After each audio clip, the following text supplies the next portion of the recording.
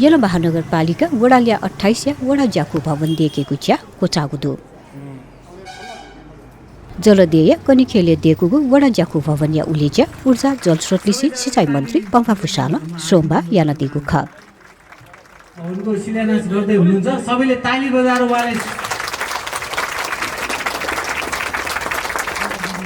ज्याजो वडाल्या 28 या अध्यक्ष राजेश महर्जन या सभापतित्व जुको ख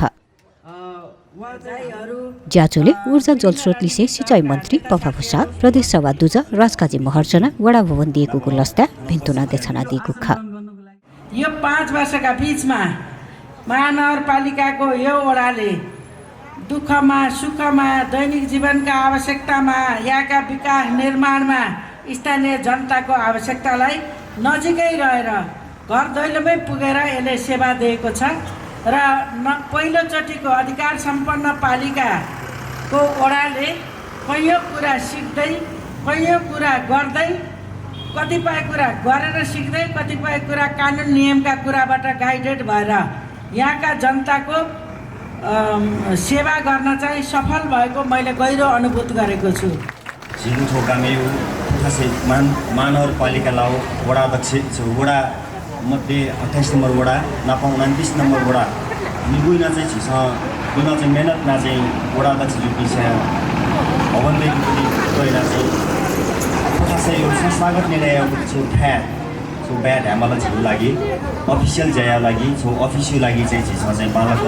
सबैसँग सुविधा बिका सुविधा सम्पन्न जिको चाहिँ दैनिक पनि चाहिँ त्यो लागि सुविधा दु ज्याचोले हरिसिद्धि खानेपानी तथा सरसफाई उपभोक्ता समिति या त जगान या त निगु लखतका बिगु त गुठी भवन निर्माण या त बिगु लखतका बजेट विनियोजन यागुन जानकारी बिगु ख ज्याचोले कोभिड संक्रमित या त उपचार या त दिएको अस्थायी क्याम्प आइसोलेसन या कहलन्चोल हरिसिद्धि सामुदायिक स्वास्थ्य केन्द्र या त न ललागु ख ज्याचोले वडा भवन दिएके त गुहाली यापी लिसे हरिसिद्धि मिसापुच स्वास्थ्य स्वयंसेविका लगायत या त सम्मान यागु ख परिचालक जी सम्मान पत्र त्यागजी स्टेज जी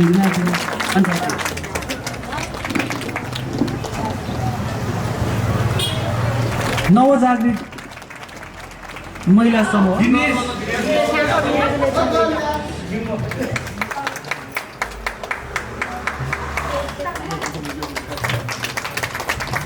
सानो महर्जन ज्याचोले वडाल्या 29 या अध्यक्ष गणेश कुमार महर्जन वडा सदस्य त पुलापी गाविस अध्यक्ष त लिसे हरिसिद्धि या व्यक्तित्व पिनेगु सहभागिता दुको ख